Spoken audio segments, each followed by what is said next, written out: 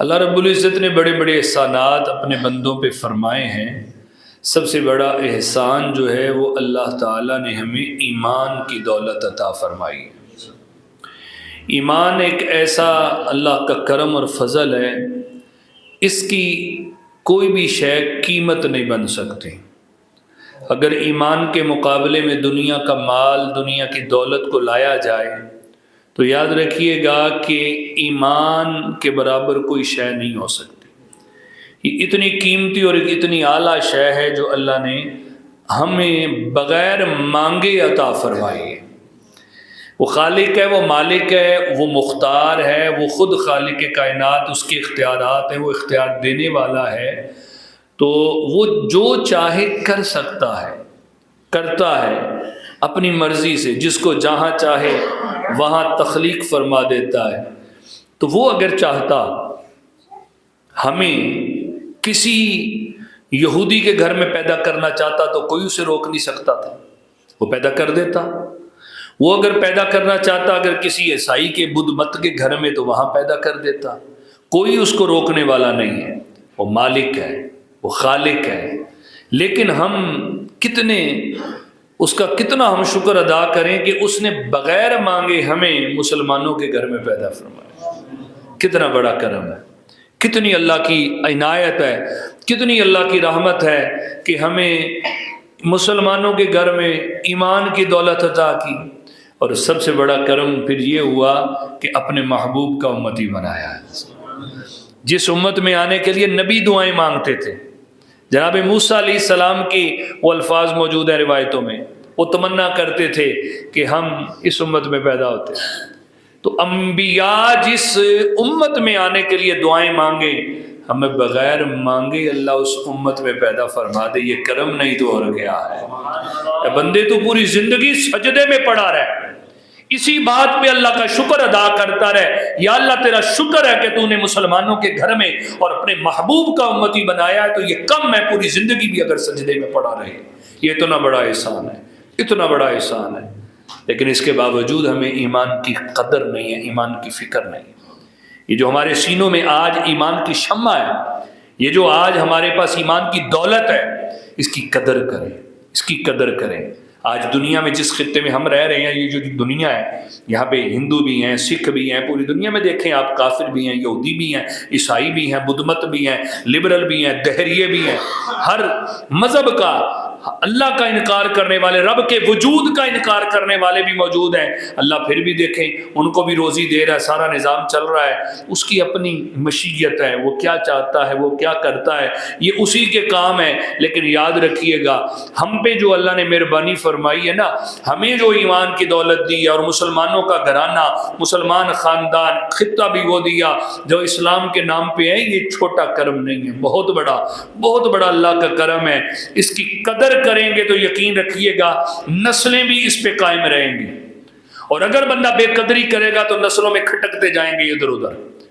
یہ دیکھو نا، مسلک سے کھٹکتے ہیں، بندہ کہتا ہے یار فلانا یہ ہو گیا وہ ہو گیا۔ اس دور میں وہ ایک جیلم کا فتنہ اٹھا تو کتنے، کسی کا بچہ بگڑ گیا، کسی کی بیٹی بگڑ گئی، کوئی اپنے باپ کو کہہ رہا ہے یہ تو غلط ہے تو فلاں ہے، تو یہ کھٹکتے ہیں بیچ میں سے۔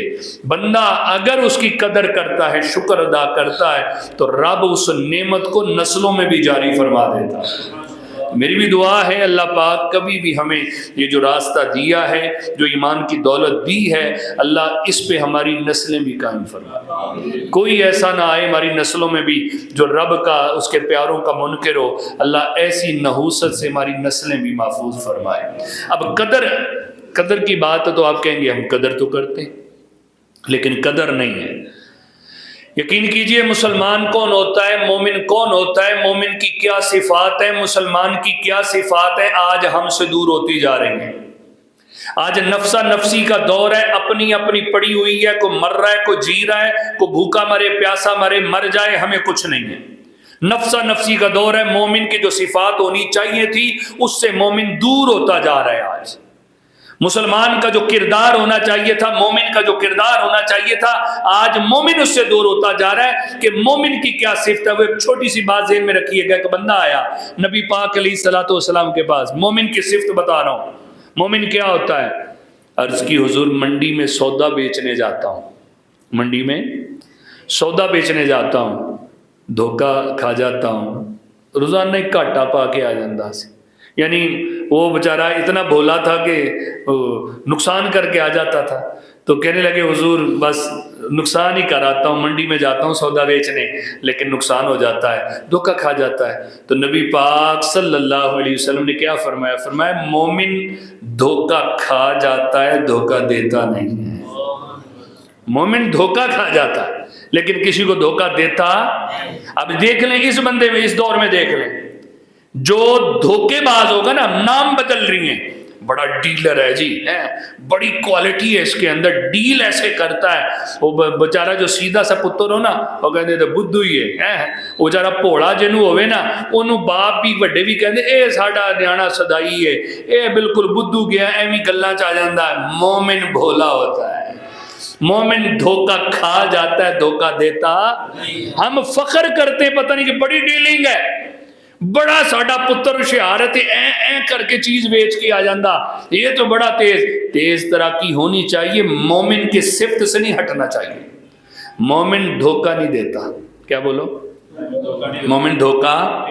اب مجھے بتائیں، ہم مسلمانوں کے ملک میں، مسلمانوں کے شہر میں، مسلمانوں کے بازار میں کیا کچھ ہو رہا ہے؟ کوئی چیز خالص بتا دیں مجھے، کوئی چیز بتا دیں۔ آپ تو کہیں گے بھائی، اب کوئی چیز پکڑ کے بتا دیں کہ بھائی 1 نمبر اس میں خالص ہے، 2 نمبری چل رہی ہے، 2 نمبری میں ہم آگے بڑھتے جا رہے ہیں، یعنی اتنا مطلب حال یہ مومن ہی ہے۔ 2 نمبری نہ کریں تو مال نہیں بکے گا، نہیں یہ نہیں کرے گا۔ اتنا دھوکہ آ گیا، اتنا دھوکہ آ گیا، ہمارے بازار لے لیں، ہماری اشیائیں لے لیں، ہمارے معاملات لے لیں، 2 نمبری 2 نمبری 2 نمبری چلتی جا رہی۔ یہ مومن کی صفات کہاں رہی ہیں؟ مومن تو نہیں دھوکہ دیتا تھا۔ نبی پاک علیہ السلام نے سودا بیچنے والوں کو کیا فرمایا؟ اگر گندم کا ڈھیر لگا ہے، اندروں گندم گلی ہے تو اتنے خشک ہے، فرمایا ایسے نہیں بیچنی۔ وہ ظاہر کرو کہ گلی بھی ہوئے تو ایویں ڈھیر لا کے تسی کہو جی ڈھیر ہی لے جاؤ، اے سودا کر لیں، نہیں، اس کو بتاؤ، اس کا عیب ظاہر کرو کہ یہ اندر سے سلی ہے، گلی ہے، یہ معاملہ ہے، وہ ہے، فلاں ہے۔ تو مومن کو تو یہ تعلیم ملی ہے نبی پاک علیہ السلام سے۔ مومن تو یہ ہوتا ہے کہ جو کسی کو دھوکہ نہیں دیتا۔ تو آپ دیکھیں حدیث میں واضح پھر آپ نے فرمایا من غش فلیس منا او کما قال، تو جو دھوکہ دیتا ہے، جو یہ معاملات کرتا ہے، تو فرمایا پھر وہ ہمارے طریقے پر ہے۔ اب نام کا مسلمان ہے، عمل ہے ٹھیک ہے، عمل اس کا غیروں والا ہے، تو وجہ بھی یہی ہے مسلمان کیوں پستا ہے، کیوں ذلت کی طرف جاتا ہے، وجہ یہی ہوتی ہے حباب ذی وقار۔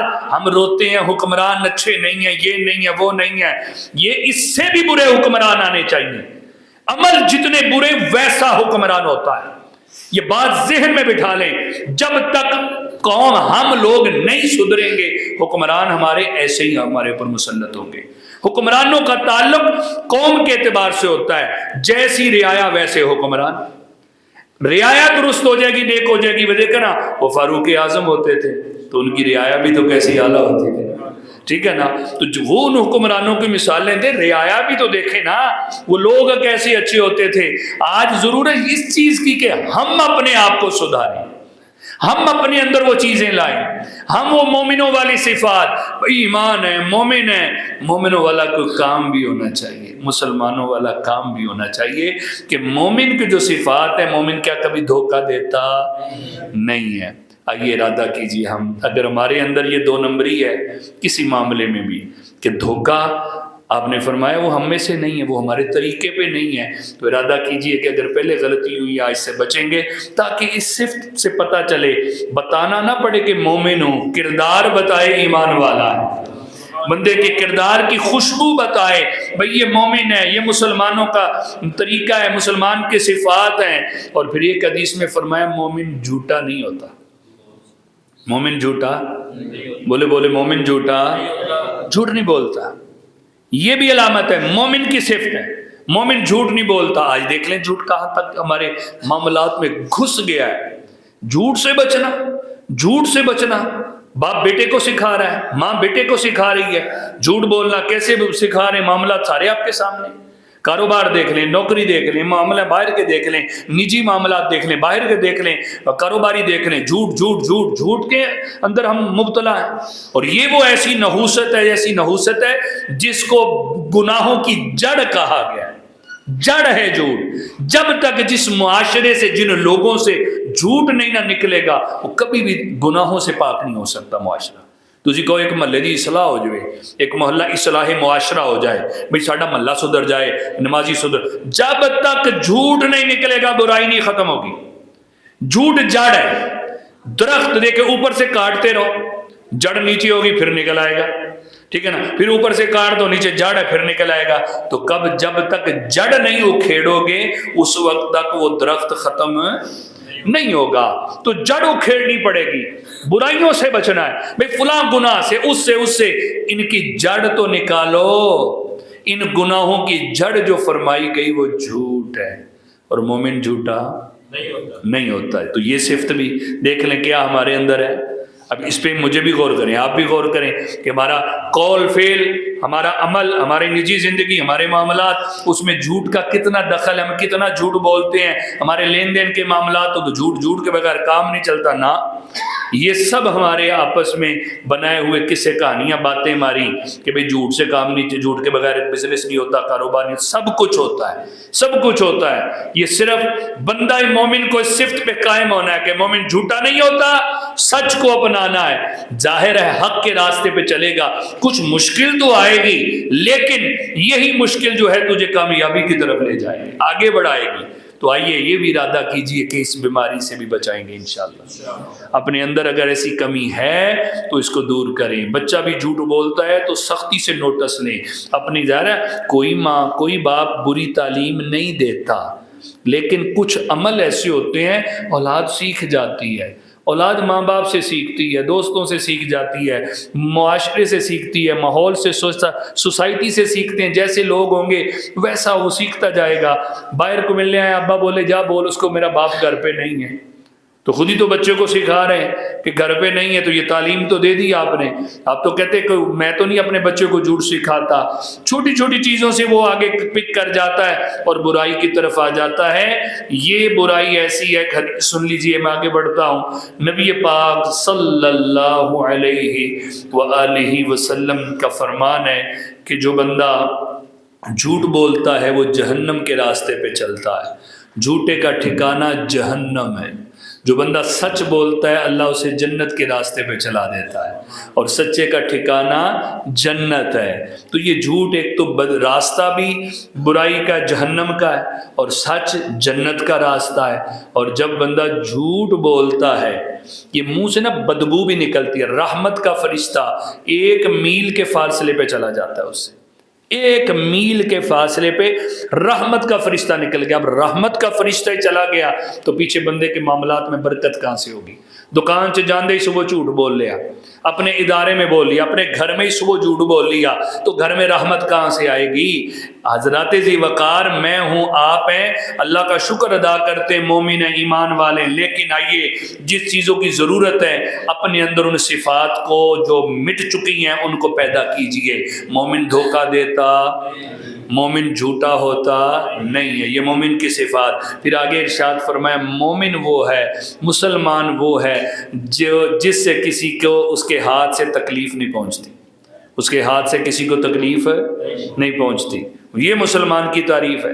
تو ہمارے ہاتھ سے اگر کوئی تنگ ہے تو سمجھ لیں کہ ہمارے اندر مسلمان والی صفت نہیں ہے, ہم کامل نہیں ہیں, ہمارے اندر وہ ایمان کی چاشنی نہیں ہے کہ ہمارے ہاتھوں سے تکلیف پہنچ رہی ہے, کسی کو اذیت مل رہی ہے. تو یہ مومن کا طریقہ تو نہیں کہ کسی کو تکلیف پہنچانا, تو عام تکلیف پہنچانا مومن کا طریقہ نہیں ہے. جو اس ہاتھ سے ناحق قتل کر دے, جو اس ہاتھ سے کسی کا خون کر دے, تو وہ کتنا بڑا مجرم ہے. احباب ذی وقار یاد رکھیے گا, مسلمان وہ ہوتا ہے, مومن وہ ہوتا ہے جس کا ہاتھ بھی کسی کو تکلیف دیتا. پھر فرمایا مسلمان وہ ہے جس کی زبان بھی کسی کو تکلیف نہیں دیتی, زبان سے بھی کسی کو تکلیف نہیں دینی. ٹھیک ہے, یہ اب یہ دونوں صفات زبان اور ہاتھ. ہاتھ اس لیے کہا کہ ہمارے افعال جو ہیں وہ ہاتھ سے صادر ہوتے ہیں. ٹھیک ہے نا, ہم کوئی بھی کام کرتے ہیں تو ہاتھ سے ہے. ہاتھ سے صرف مارنا ہی مراد نہیں ہے ٹھیک ہے، اس سے جو ہمارے افعال صادر ہوتے ہیں ہاتھوں سے، ورنہ پورے جسم سے جو ہمارے فعل ایسا صادر ہوا کہ دوسرے کو تکلیف ہوئی، گھورا آنکھوں سے، تو ظاہر ہے یہ بھی غلط ہے۔ جو بھی کسی کی تکلیف کا ذریعہ بنے تو فرمایا وہ وہی اسی میں شامل ہو جائے گا۔ تو مسلمان تو وہ نہیں ہے جو کسی کو تکلیف دے، مسلمان تو وہ نہیں ہے کہ جو زبان سے بھی، یہ تو اعضاء سے بھی روک دیا۔ اسلام کتنا امن والا درس ہے، اعضاء سے بھی روک دیا، زبان سے بھی روک دیا کہ زبان سے بھی تکلیف نہیں دینی۔ زبان سے اگر کسی کو تکلیف، تو نے اس کی دل آزاری کر کے دی، کسی پہ بہتان لگا کے دی، کسی کو گالی نکال کے دی، کسی پہ تہمت لگائی، یہ ساری زبان سے چونکہ ادا ہوتے ہیں۔ تو زبان ہی ایک ایسا ہے، اور یاد رکھیے گا تلوار سے زیادہ زخم زبان کے ہوتے ہیں، تلوار سے زیادہ گہرے زخم زبان کے ہوتے ہیں۔ فرمایا کہ جو تلواروں کے زخم ہوتے ہیں ان کے لیے مرہم ہوتی ہے، لیکن جو زبان کے زخم ہوتے ہیں ان کے لیے مرہم نہیں ہوتی۔ یہ اتنا زخم دیتی ہے زبان، ایک بات کسی کو اتنی لگتی ہے وہ پوری زندگی نکالنا چاہتا، دل سے نہیں نکلتی، ایسا تکلیف تو نے دیا ہو۔ اور یاد رکھیے یہ جب بندہ دے گا زبان سے، تو ایک مومن پوری مسلمان دوسرا پوری زندگی اس جملے سے تڑپتا رہے کہ اس نے مجھے یہ بولا تھا، اس نے مجھے یہ بولا تھا، اس نے مجھے یہ بولا تھا۔ تیرے لیے کیا بنے گا کہ تو نے اپنی زبان سے بھی اس کو تکلیف دی۔ آئیے یہ بھی ارادہ کیجئے کہ اپنے ہاتھ یعنی اعضاء سے کسی مسلمان کو تکلیف دینے سے بچیں گے انشاءاللہ۔ بولیے بولیے انشاءاللہ۔ اور زبان کو بھی اپنے کنٹرول میں رکھیں، ایسے ہی بول کے کوئی جملہ سامنے والے کے دل دکھ جائے، تھوڑا کنٹرول میں رکھنا چاہیے، بالکل نہیں ہر ٹائم کہ جو آیا سامنے والے کو بول دیا۔ اس زبان کا صحیح استعمال ہو، اس کے ذریعے قرآن پڑھا جائے، تلاوت کی جائے، نعت پڑھی جائے، اور بندہ اس سے درود پڑھے، اس سے نیکی کی بات کرے، وہ اجر ہی اجر ہے۔ اللہ ہمیں اس کی جو تکلیف دینے والی باتیں اللہ ان اعمال سے محفوظ فرمائے۔ پھر مومن کون ہوتا ہے؟ ایک تو مومن دھوکہ نہیں دیتا، مومن جھوٹا نہیں ہوتا، مومن اپنی ہاتھ زبان سے تکلیف نہیں دیتا، یہ مومن کے اندر صفات ہیں۔ پھر آگے مزید اگر ہم جائیں تو محدثین نے باقاعدہ باب باندھے ہیں، فرمایا وہ ایمان والا ہو ہی نہیں سکتا، وہ ایمان والا ہو ہی نہیں سکتا۔ یہ الفاظ آتے ہیں حدیثوں کے اندر، لا یؤمنو لا یؤمنو، کہ وہ کیا ہو اپنے گھر کے اندر پیٹ بھر کے سویا ہو، پڑوسی اس کا بھوکا سویا ہو۔ وہ ایمان والا ہی ہو سکتا کہ وہ بندہ اپنے گھر میں پیٹ بھر کے سویا اور اس کا پڑوسی بھوکا ہے، اس کا پڑوسی بھوکا ہے۔ یہ ایمان والے کی صفت نہیں ہے کہ اپنا ٹھڈ پر ہوتے پڑوسی پر میں مردہ رہے۔ یہ کتنا پیارا اسلام کی تعلیم ہے کہ پڑوسی کا بھی خیال رکھنا ہے، پڑوسی کا بھی خیال رکھو، کون میرے محلے میں رہتا ہے، میرے ساتھ کون رہتا ہے، میرے محلے، یہ پوچھا جائے گا۔ نبی پاک صلی اللہ علیہ وسلم فرماتے ہیں جبریل اتنا میرے پاس آئے، اتنا آئے، اور پڑوسی کے بارے میں وصیت، پڑوسی کے بارے میں فرماتے ہیں نبی پاک علیہ السلام اتنا جبریل علیہ السلام آئے، مجھے شک ہونے لگا، یہ لگتا ہے پڑوسی کو اللہ نہ وراثت میں بھی حقدار بنا دے، یعنی اتنے احکام پڑوسی کے آئیں۔ ہم پڑوسی کو کیا جانے، دیوار سے دیوار ملی ہوتی، ساتھ فوتگی ہوتی ہے، ہمارے ڈھول بج رہا ہوتا ہے، ہم تو اتنے بے حص ہوتے جا رہے ہیں کہ محلے کے اندر، یقین کریں محلے کے اندر فوتگی ہوتی ہے، ہماری مہندی نہ رک جائے۔ میں نے منظر دیکھے، یہ نذیر ٹاؤن میں نے دیکھا کتنی جگہ پہ فوتگی کو سامنے جوان بچے ابھی بچے رو رہے، ان کا جوان باپ ابھی اتنے عمر نہیں تھی فوت ہوا ہے، مہندی ان کے گھر کے آگے سے نکال رہے ہیں، کیا گزرتی ہوگی ان کے اوپر، ابھی 2-3 دن گزرے ہیں، ان کی مہندیاں ہماری مطلب قابو میں نہیں آتی، ہم کسی پڑوسی کا احساس نہیں کرتے یار۔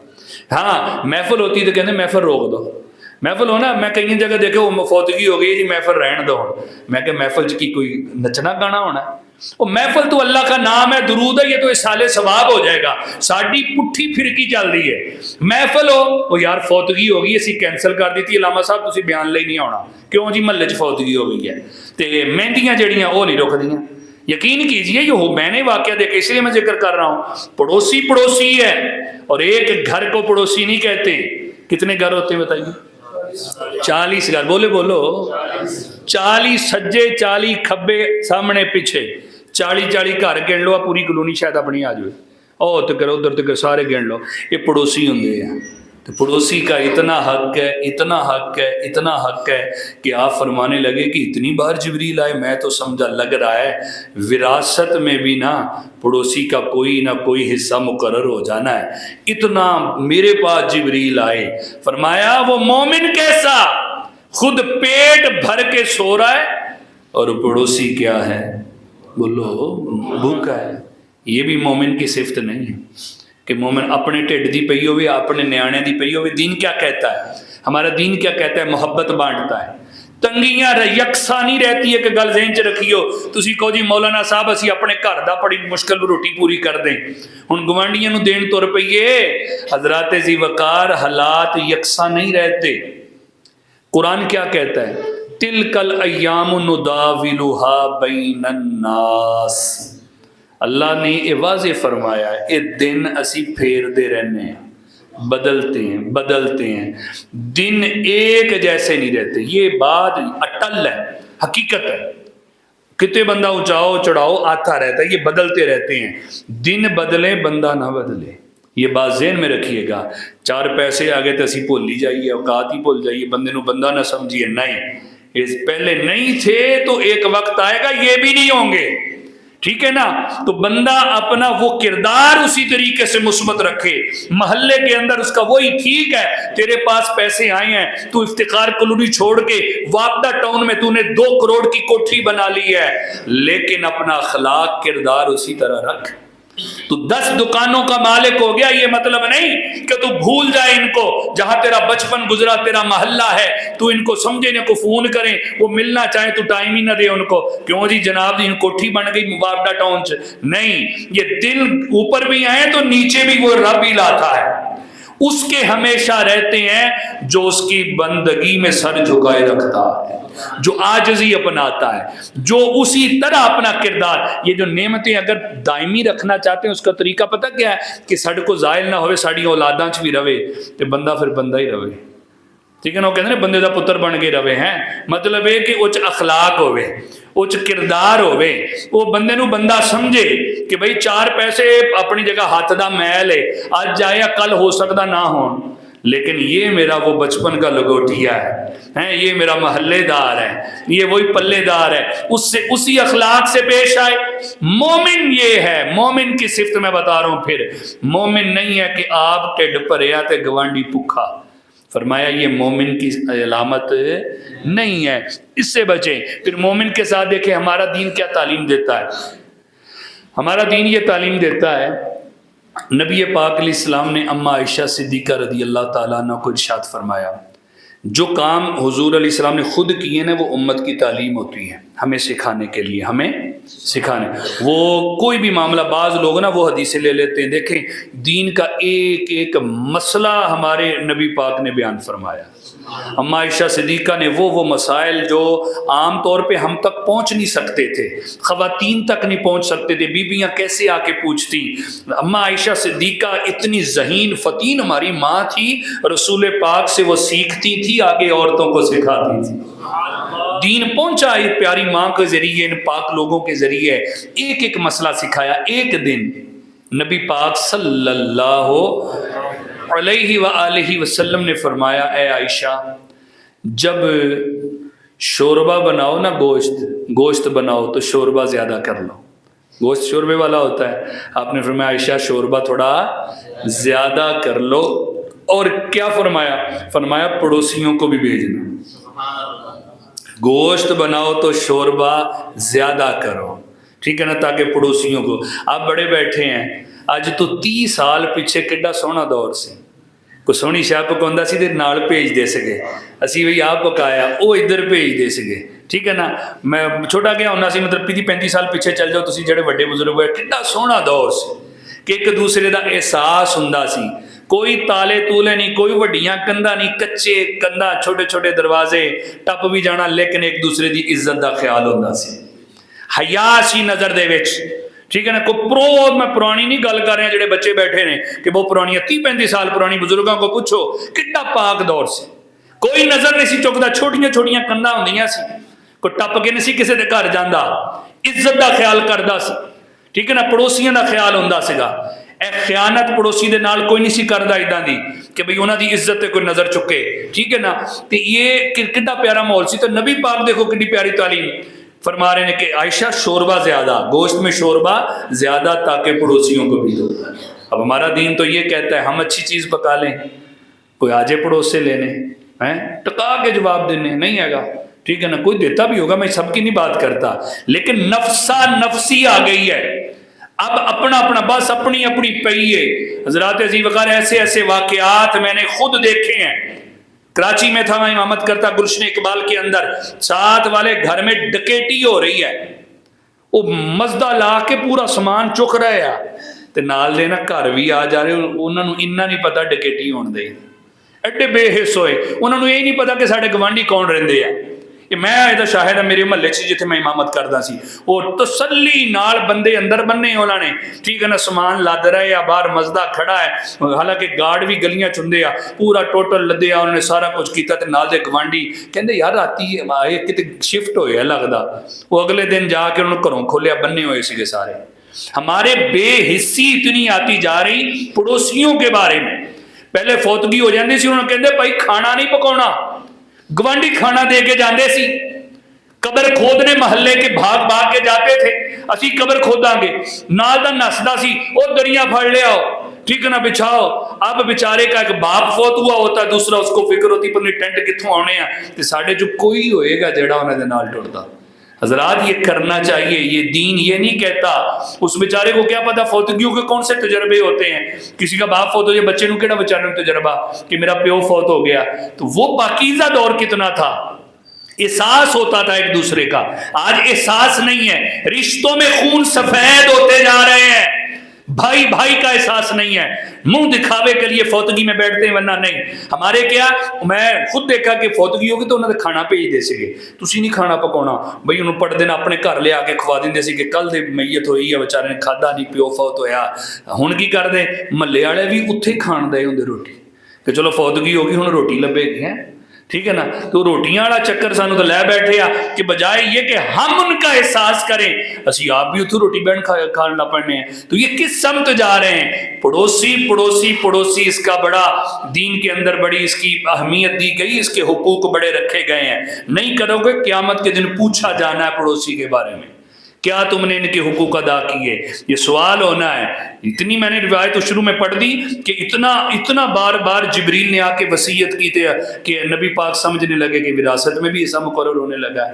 تھوڑا سا ان صفات کو اجاگر کیجئے جو مومن کی صفات ہیں.